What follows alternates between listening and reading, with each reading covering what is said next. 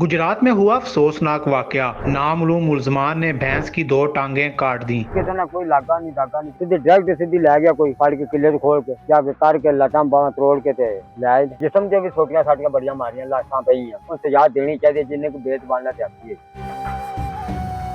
मेरे साथ मदई मुकदमा गुलाम नबी मौजूद है, मजीद इनसे जानते हैं। मैं माड़ा बंदा मैं ते माल डंगर इत्थे रखे इंतजाम मेरा यही सी इस हिसाब नाल मैं अपनी दिहाड़ी ते पिला के अपना टाइम पास कर गुजार सानू ये पता लगा कि सानू 2-2:30 बजे डेरे वाल आए हैं फिर पता लगा कि इंज दा वाकया हो गया। ये पहले को थके टुटे दिहाड़ी ते पिला के अपना गुजारा पे करते हैं लेटे हैं कोल जाना लेटे सी क्या सी पूरा जे तो उन्हें नहीं खबर इस गल दी लगी पिछली साइड ते जाके तो उत्थे जाके दी टांगा तोड़ के बसू बाग वेख्या धारा दूजी माझी कड्ढन लगे तो आगे वेख्या तो माझी को वेख्या तो कहते माझी दियां लत्तां जिहड़ियां टुटियां पईयां साडे कोल हिसाब किताब ऐसा कोई खुरा शुरा नहीं वेख्या सीधे डायरेक्ट सीधी लै गया कोई फड़ के किले खोल के जाके करके लटां बांह तोड़ के ते लै असीं उत्थे गए तो उत्थे जाके माई वेखे ते पई बस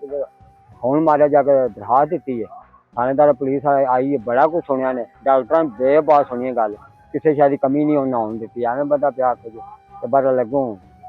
देखो रब दे रंग ने मैं तो यही आना कोई किसी से ज्यादती ना होवे हक्का बंदा जो नक्या फड़िया जाए किसी ज्यादती नहीं होनी चाहिए। तीसरी रात आ जा रही है। तीसरी रात आ गई खान पीन दी जी किसी वे धक्के ना ही ना कोई उची काची मर्जी ने दे दी है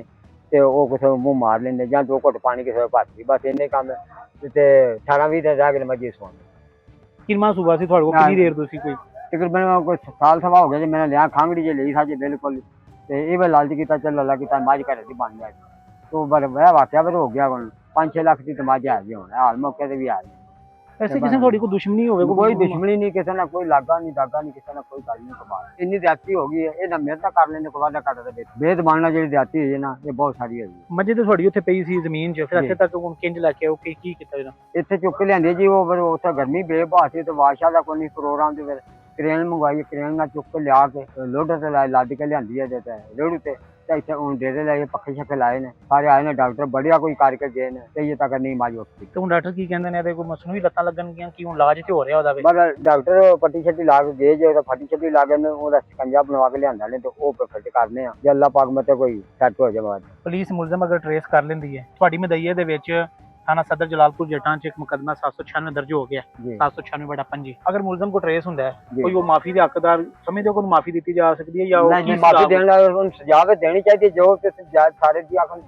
उन सजा देनी चाहिए जिन्हें को बेत बांधना चाहिए ये नहीं तो बंदे किसी निशान ना होवे ते नहीं